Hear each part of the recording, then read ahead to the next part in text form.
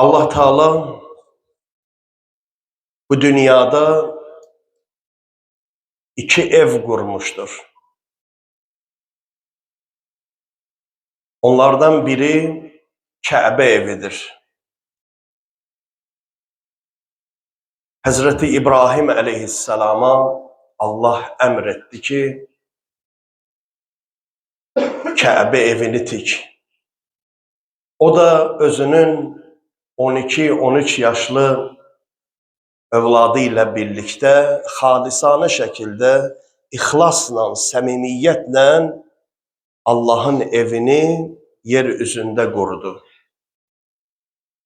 Kabe dört tarafı olan bir evdir.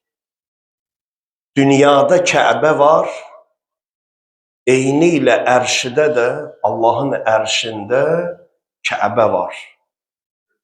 İnsanlar yeryüzünde Kabe'nin etrafında Allah'ın emriyle tikilen ev, Allah'a ibadet edilen vaxtı yönelinen ev olduğundan müqəddəsdir. İnsanlar onun başına dönürler. Eyniyle bu evin misli Ərş-i A'lada, Allah'ın erşinde vardır. Orada da melekler onun etrafında dövr vururlar. Kabe dört sütundan ve dört taraftan ibarettir. İmam Sadiq aleyhisselamdan nəql olunmuş bir mübarek kelamda Hazret buyurur ki, Kabe'nin dört tarafının olması Allah'ı yad edildiği dört zikirle bağlıdır. Hansı ki biz həmin zikirləri namazda olduğumuzda oxuyuruq. Subhanallah, velhamdülillah, ve la ilahe illallah, vallahu ekber. Subhanallah, Allah bütün eyb ve nöksanlardan uzaqdır.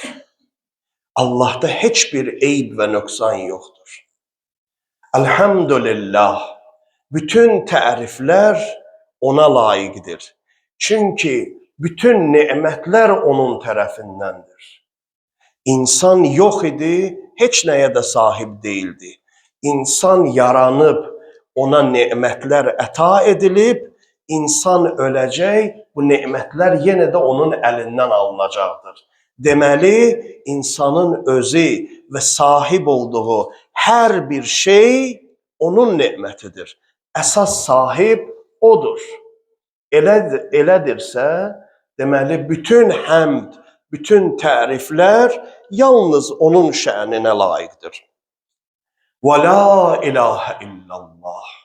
Ondan başqa heç bir şey səcdə edilməyə layiq deyildir. Heç bir şəxs, heç bir məqam, heç bir vəzifə, heç bir sərvət, heç bir nəfs Allah'ın müqabilində səcdə edilməyə layiq deyildir. Səcdə ediləcək yegane varlıq Allah'dır. Vallahu ekber. Allah çox ucadır. Neden çok ucadır? Dərk edilməkdən, vəsf edilməkdən çox ucadır. İdrak-ı meali bu kiçik əqlə gərəkməz, zira bu terazu o qədər siqləti çəkməz. Bizim ağlımız, hərçənd bizim zehnimiz nə qədər potensiyalı geniş olsa da, hətta alimlər deyirlər ki, insan zehni bütün kainatın elmini, sirlərini əhatə etməyə qadirdir. Buna baxmayaraq, insan məhduddur. Allah ise qeyri-məhduddur. Məhdud, qeyri-məhdudu, sərhədi olan sərhədsizi dərk eləyə bilməz. Allah vücudu sərhədsiz, elmi sərhədsiz, qüdrəti sərhədsiz, lütfü, hikməti, səxavəti, bütün kəmal sifətləri sərhədsizdir. Allah'tan başqa hər bir şeyin sərhədi vardır.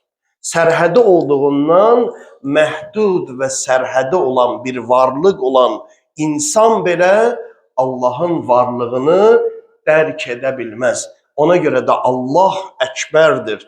Yəni Allahu əkbər deyirik. Yəni Allah dərk edilməkdən və vəsf edilməkdən çox-çox ucadır. İnnə əvvələ beytin vuziə linnās ləlləzi bibəkkətə. Yer üzündə insanların xeyrinə Allahın qərar verdiyi ilk ev Kəbədir. Kəbə ilk evdir yer üzündə. İnsanlar ona tərəf yönəlirlər və Allaha səcdə edirlər. Kəbənin Allah yanında məqamı çox ucadır. Bir insan Məkkəyə gedə, daxil ola hərəmə, hələ heç bir ibadəti yerinə yetirməyə, sadəcə olaraq kandardan içəri girə, otura bir sütunun altında və Kəbə evinə təkcə baxa. Baxa ki, ilahi, bu bir evdir ki, sən bu evi mübarək qərar vermisən. Bütün insanlar, sənə iman gətirmiş insanlar namaz vaxtı öz üzlərini bu evə tərəf çevirirlər. Bu evi sənin peyğəmbərin tikmişdir. Bu ev sənin yanında əzəmətlidir. Sadəcə olaraq bunu düşünə. Hələ nə namaz qıla, nə təvaf edə, nə səy edə. Mübarək Əhl-i Beyt əleyhimussalamın kəlamında qeyd olunur ki, həmin bu şəxsin əməl dəftərinə 100.000 savab hədiyyə olunar. Onun 100.000 xətası əff edilər. Axirətin günündə dərəcəsi 100.000 qaldırılar. Bu qədər Kəbə evi Allah yanında əzəmətlidir və ucadır. Kəbə evi dünyada qərar tutur. Bəs Allahın ikinci yaratmış olduğu ev hansı evdir? Həmin ev insanın, mömin bəndənin qəlbidir.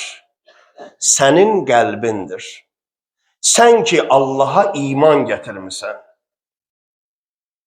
Başa düşürsən ki, sən varsan, kainat var, kainat möhtəşəm bir nizamla xəlq edilib və sən yaranmısan, sənin üçün Allah bu həyatda yaşamaqdan ötürü hər şey xəlq edib, səni ən üstün biçimdə yaradıb, وَلَقَدْ خَلَقْنَا الْإِنسَانَ فِي أَحْسَنِ تَقْوِيمٍ. Biz insanı ən üst biçimdə xəlq etdik. Və sən anlayırsan ki, mənim sahib olduğumun heç biri mənlik deyil, bunlar mənə verilib, mən öləndən sonra məndən alınır. Mənim işlərimi o idarə edir, mən yemək yeyirəm, məndən asılı olmayaraq mədəm onu həzm edir, qaraciyərim onu saflaşdırır, böyrəklərim təmizləyir, qan olur. Ondan sonra mənim beynim düşünür, oturduğum anda beynimdə milyonlarla neyronlar arasında informasiya mübadiləsi baş verir. Mənim onların heç birindən xəbərim yoxdur. Məndən asılı olmadan bütün bu proses idarə olunur. Bütün kainat idarə olunur. Bunu başa düşdüyündə, dərk etdiyində, özündən asılı olmayaraq bunun sahibi, Rəbbi, idarə edicisinin qabağında sənin nəfsin, sənin ruhun kiçilir. Sən özünü onun qabağında kiçik hesab edirsən. Deyirsən, ilahi, sən böyüksən, sən əzəmətlisən, sənsən yaradan və sənsən idarə edən. Əgər belədirsə, bu kainatın yaradanı sənsənsə, idarə edən sənsənsə, mən kiməm ki, mən sənin qabağında böyüklük iddiası eləyəm? Mən kiməm ki, sənin əmrindən, sənin qadağandan çıxam? Sən iman əhlisən, sənə deyirlər mömin. Allah deyir ki, Bu mümin bəndənin bu qəlbi var, bu qəlbi mənim evimdir. Necə ki, Allah yer üzündə ibadəti üçün qərar verdiyi ilk ev Kəbə evidir. İnsan yarandığı zaman, onun ana bətnində üzvləri formalaşmağa başladığı zaman, alimlər deyirlər ki, ilk yaranan orqan da insanın qəlbidir. Kəbə evi ilk beytdir. Allahın ikinci evi qəlb də Allahın yaratmış olduğu insan bədənində ilk üzvdür. İnsan bu əzəməti dərk edir. Əmirül Müminin Əli əleyhissalam bir mübarək şeirdə belə deyir: Dəvauka fikə və ma tubsiru. İnsan, sənin xəstəliyin sənin özündəndir. Düşüncənin xəstəliyi sənin özündəndir, sən görmürsən. Və dauka minkə və ma təşkuru. Amma dərmanın da sənin özündəndir, amma hələ dərk etmirsən. Yəni, sən dərk etməyə başlasan, artıq içindən o küfrün, mülhidliyin, nifaqın, zülmət pərdələrini cırıb ata bilərsən. Və təhsəbu ənəkə cirmun səğirun. Sən hesab eləyirsən ki, sən balaca bir varlıqsan. Və fikən təvəl aləmul əkbəru. Halbuki səndə böyük aləm cəm olmuşdur. Hal-hazırda alimlər deyirlər ki, insan bütün kainatın xülasələşmiş formasıdır. Kainatın eni uzunluğu, həcmi belə deyək, böyüklüyü 500 milyard işıq ilinə bərabərdir. 1 milyard işıq ili 10 trilyon kilometrdir. 10 trilyon. 500 milyard işıq ilidir kainatın genişliği. Deyirlər ki, bütün kainat insanda xülasələşmişdir. Yəni, insan əslində özü özlüyündə ayrı-ayrılıqda bir, nədir? Kainatdır. Əhsən. İnsan özü bir kainatdır. Ona görə deyir ki, Həzrət deyir, insan, sən özünü kiçik varlıq hesab eləyirsən. Halbuki, böyük kainat səndə xülasələşmişdir. Sən müminsən, iman gətirmirsən, bayaq izah etdiyim kimi. Amma Allah sənin barəndə nə deyir? Deyir, İnnallaha yudxilullezine amenu və amilussalihat cennatin tecri min tahtihal anhar. Allah ona iman gətirib salih əməl sahiblərini daxil edəcək o cənnətlərə ki, həmin cənnətlərin altından çaylar axır. وَالَّذ۪ينَ كَفَرُوا. Lakin o adamlar ki bunu dərk etmirlər. O adamlar ki yaranıblar. Lakin 70 il, 80 il, 90 il ömür sürür. Bilmir hardan gəlib. Nə üçün yaşayır? Sonu hara olacaqdır?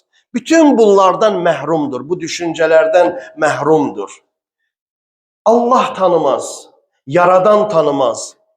Allah buyurur ki, وَالَّذ۪ينَ كَفَرُوا. Amma kafir olan şəxslər يَتَمَتَّعُونَ وَيَأْكُلُونَ كَمَا تَأْكُلُ الْأَنْعَامِ.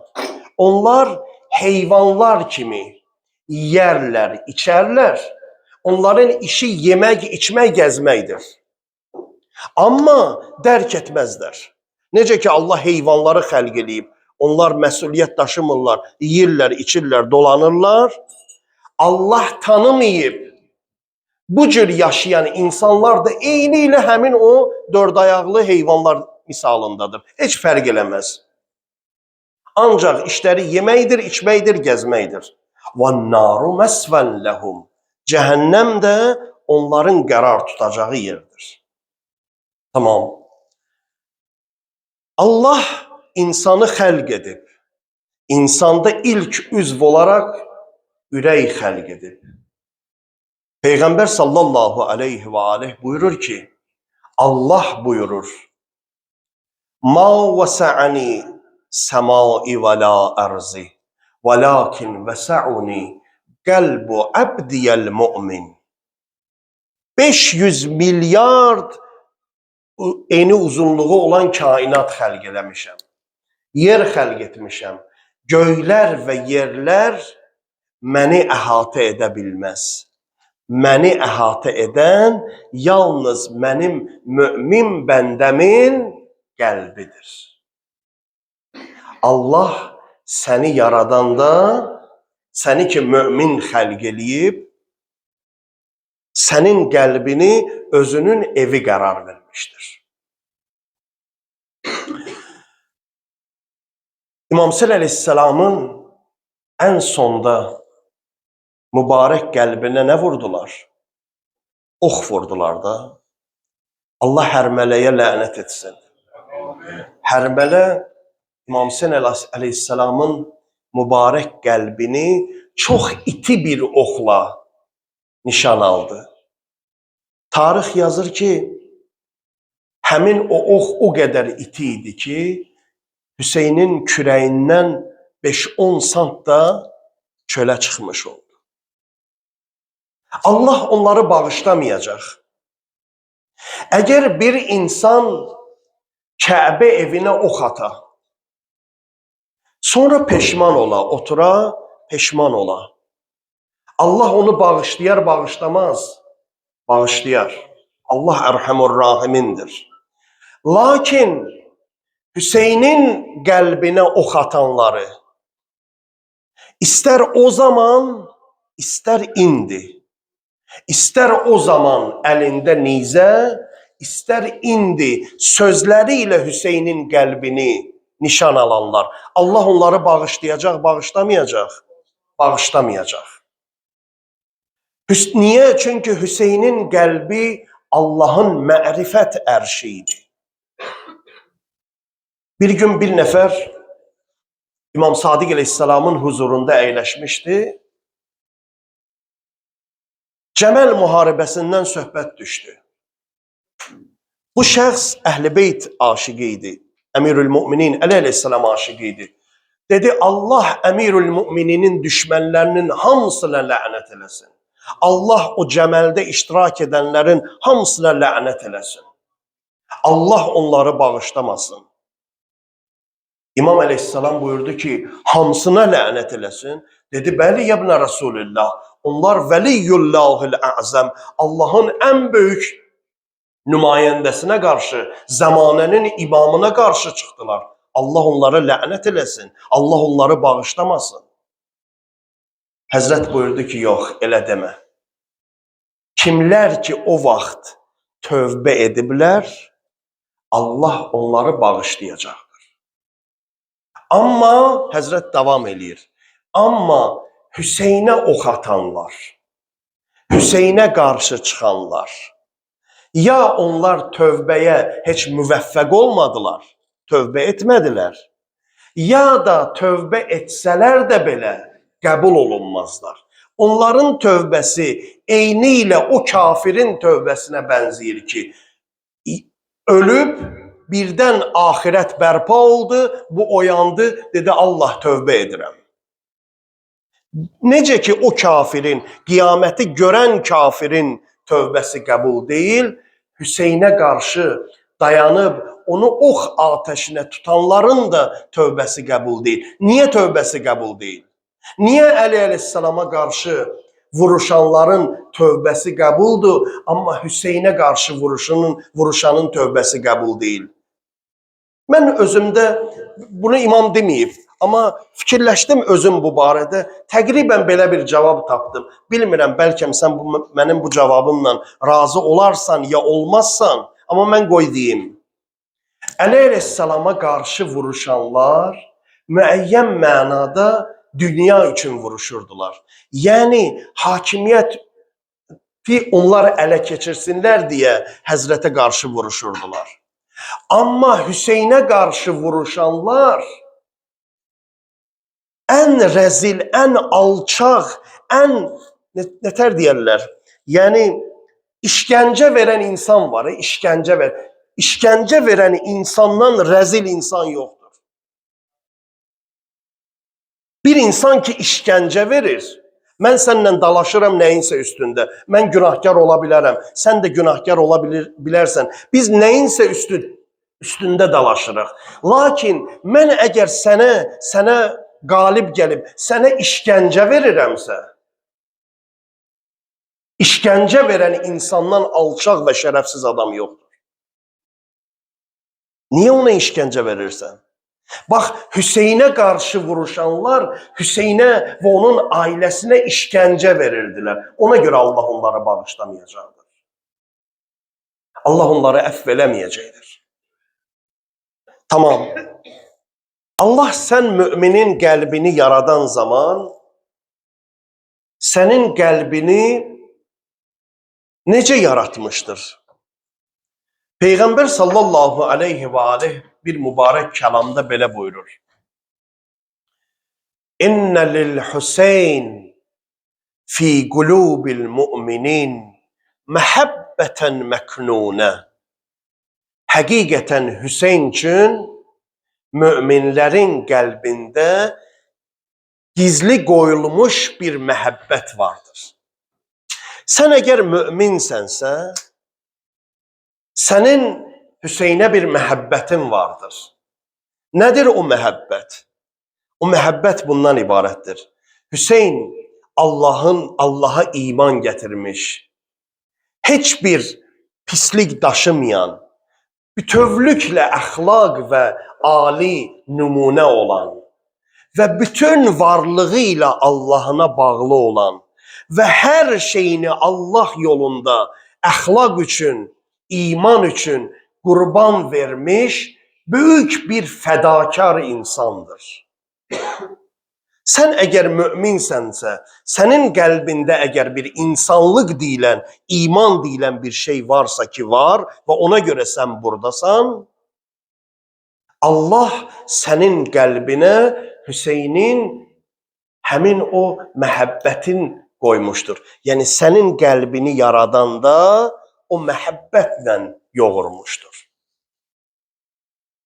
İnnə liqətlil Hüseyn hərarətən fi qulubil müminin la təbrudə əbədə.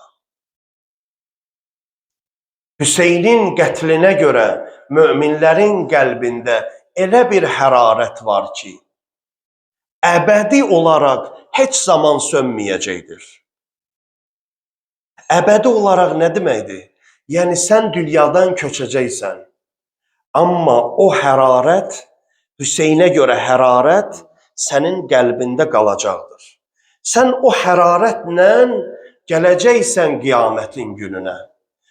Daha orada mən bilmirəm. O əbədən ki sönməyəcək, yəni qiyamətin günündə də sönməyəcək, ya bəlkə qiyamətin günündə Həzrəti Zəhra salamullah aleyhanın mübarək əli ilə o hərarət bizim qəlbimizdə sönəcəkdir. O işgəncədən, Hüseynə görə çəkdiyimiz işgəncədən bəlkə biz axirətin günündə xilas olacağıq, mən bilmirəm. Bu əbədən nə deməkdir? Yəni qiyamətə qədər, ya hətta qiyamətdən də sonra. Əli əleyhissalam hər zaman Hüseyni görəndə deyərdi, salam olsun ey möminlərin göz yaşı. Esselamu aleyk ya əbrətə kulli mümin. Salam olsun sənə ey möminlərin göz yaşı. Yəni ey o şəxs ki səni yad edəndə onların gözləri yaşarar. Ya əbrətə kulli mümin. Bir nəfər oğlana Hüseyn adı qoymuşdu. Uşaq qıraqdaydı. Çağırdı Hüseyn. Hüseyn. Hüseyn. Neçə dəfə Hüseyn çağırandan sonra dedi. Hüseyn. Oğlundan İmam Hüseyn yadına düşdü. Başladı göz yaşı axıtmağa. Soruşdular, atacan nə oldu? Niyə ağladın? Dedi, oğlum Hüseyni çağırdım, amma Əba Abdillah yadıma düşdü. Selamun aleyküm. Ya Aba Abdillah. İlahi, hər nəyimizi əlimizdən alsan da, Hüseyn məhəbbətin əlimizdən alma ya Rabbi. Hər nəyimizi əlimizdən alsan da, Hüseyn eşqini əlimizdən alma ya Rabbi. Bir mübarək kəlamda Peyğəmbər sallallahu aleyhi və aleyh belə buyurur. Əgər Allah bir şəxsə bütün xeyri vermək istəsə, onun qəlbinə Hüseynin məhəbbətin və onun ziyarətinin məhəbbətini salar. İlahi, Hüseynin məhəbbətin, onun ziyarətinin məhəbbətin qəlbimizdə əskik eləmə ya Rabbi. Sən bura niyə yığışmısan?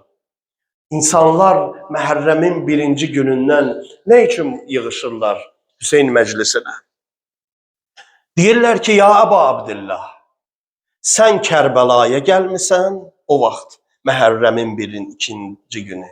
Mən də gəlirəm sənin əzava.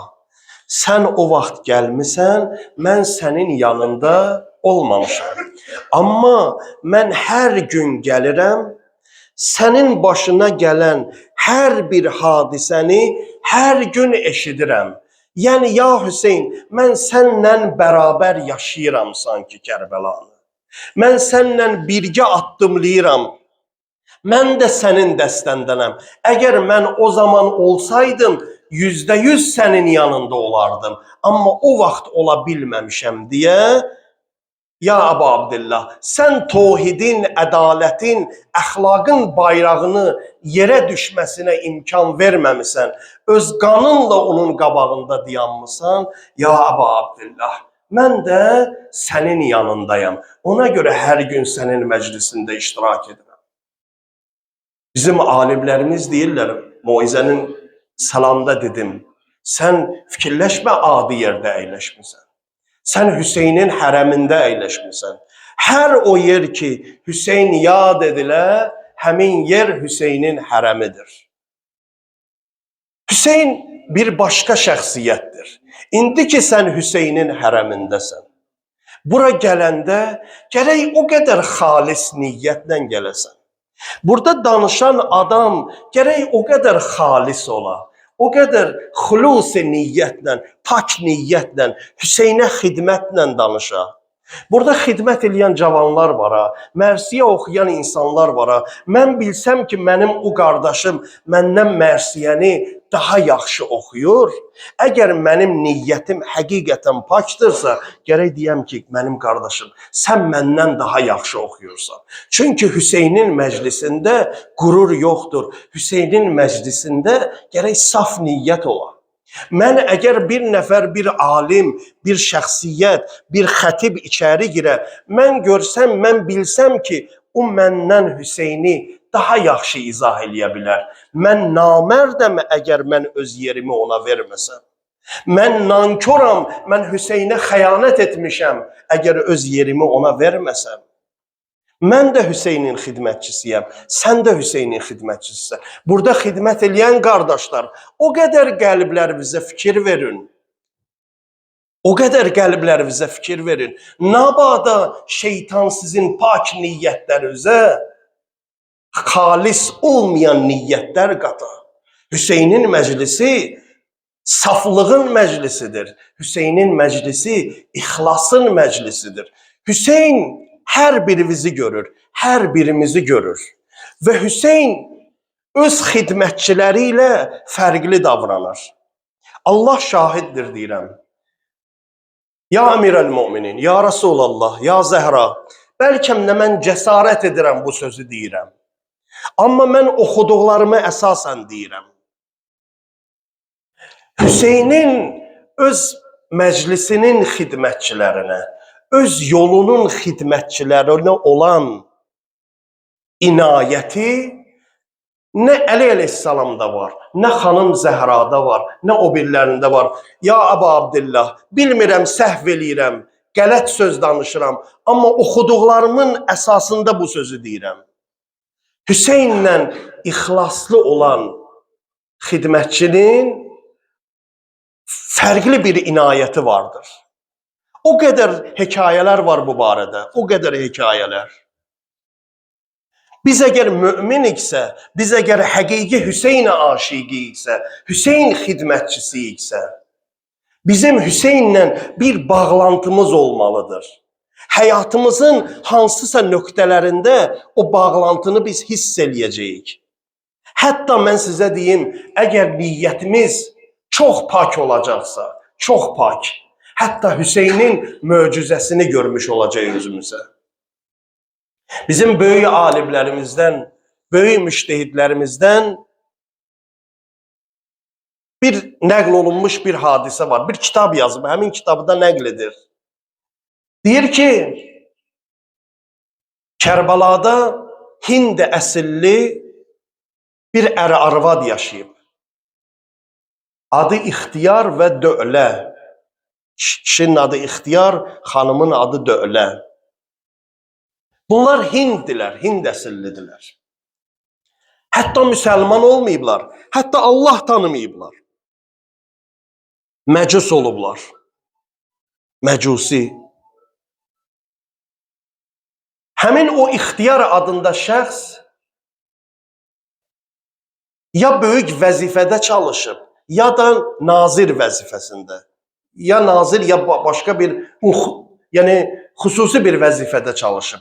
Geniş də imkanata sahib olub. Ailəsi, ata, babası çox imkanlı bir şəxs olub.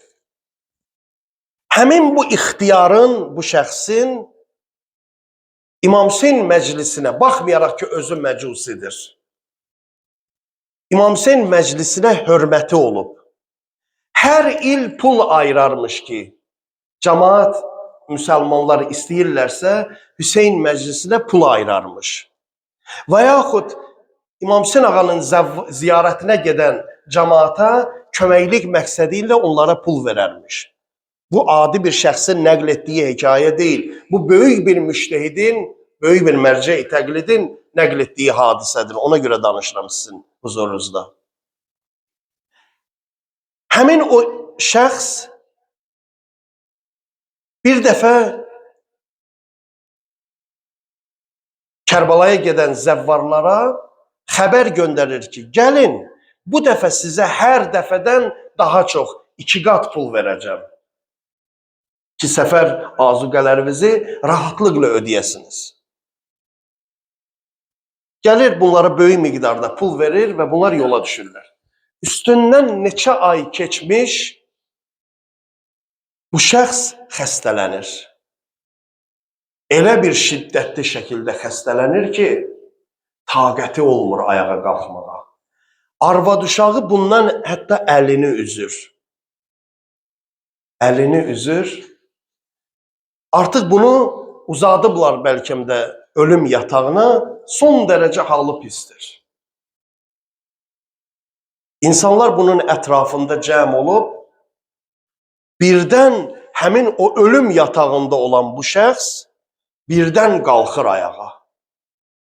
Səhih, salim. Hamı təəccüb içində. Nə olub, nə baş verdi? Bir qəribə bir hadisə oldu. Deyirlər, nə oldu? Deyir, mən ehtizar halındaydım. Sanki gedirdim. Həmin halda bir nəfər mənim gözümə görsəndi. Və mənə dedi ki, dur ayağa. Özü də sağlam şəkildə dur. Dedim, sən kimsən? Cavab verdi ki, mən o şəxsəm ki, hər il sən mənim ziyarətimə insanlar yollayırsan. Mən həmin Hüseynəm.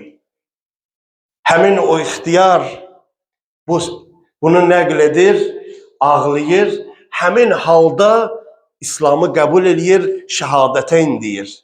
Xanımı İslamı qəbul eləyir, ailəsi İslamı qəbul eləyirlər, şiə olurlar və həmin o şəxs xanımı ilə bir yerdə köçürlər Kərbalaya və ömrünün sonuna qədər orada yaşayırlar. Yəni nə cür? Nə deməkdir bu? Yəni əgər bir insan, bir xidmətçi Hüseynlə öz arasındakı o irtibatı xalis edərsə, səmimi olarsa Hüseyn eşqində, Hüseyn onu tək buraxmaz. Həyatının hər hansı bir nöqtəsində o gözəlliyi, o nuru, o əzəmətin möcüzəsi ilə və kəraməti ilə rastlaşacaqdır. İlahi bizi Hüseyndən ayrı salma ya Rabbi. İlahi aqibətimizi Hüseynlə qərar ver ya Rabbi. Biz Hüseynlə birgəyik, gəlmişik bu məclisə. Hüseynin danışdıqlarını eşidirik. Hüseynin hərəkətlərindən məlumat alırıq. Hüseynin son günlərində dediyi bütün kəlamlarını dinləyirik. Qəlblərimiz nuraniləşir. Təkcə fikirlərimiz nuraniləşir. Amma təkcə fikirlərimiz mi nuraniləşir? Təkcə qəlblərimiz mi nuraniləşir? Həmçinin Hüseynin yaşadıqlarına görə qəlblərimiz də paramparça olur. Gözlərimizdən yaş axır. Sallallahu aleyke ya Əbu Abdillah.